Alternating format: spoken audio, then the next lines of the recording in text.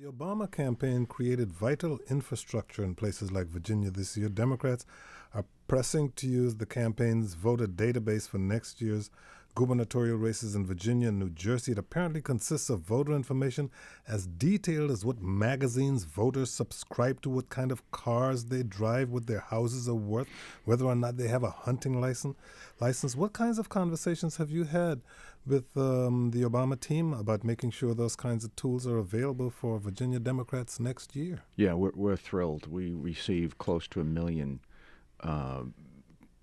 contacts, voter contacts in our database that we just received and we're downloading.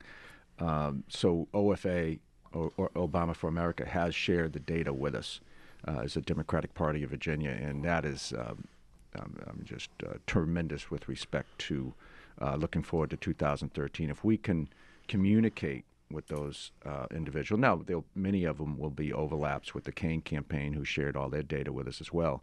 I mean, in Virginia, Koji, you must understand, we don't have party identification. So it's really a two-step process. We have to go to the doors, door-to-door canvassing, phone calling, and I know that annoys a lot of folks, but we don't have party ID. So we need to make that personal contact, find out if they're going to vote Democratic, are they leaning Democratic, are they persuadable?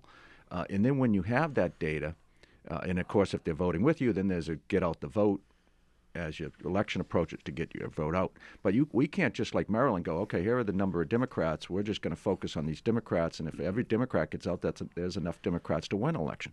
Virginia's unlike that, and so that's why a volunteer effort and grassroots effort in Virginia is so important. And this year, hats off to all of those wonderful volunteers and work the doors. It paid off, and it will pay off in 2013. We now have that data, and we'll mine that data and communicate with those individuals. And so that's another reason I'm confident as we approach the election in 2013. The advantage is you have all this fresh data from this election.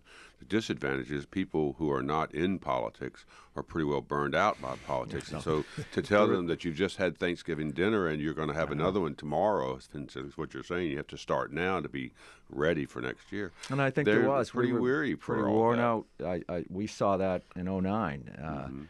And in 2010 there were a lot of issues, but yeah, I mean, it's nice to have. And as party chair, I would love at 1 year, the staff and I would have loved a year just to take off to build the party structure, to figure out our party plan, our bylaws, and do all the things that parties get to do.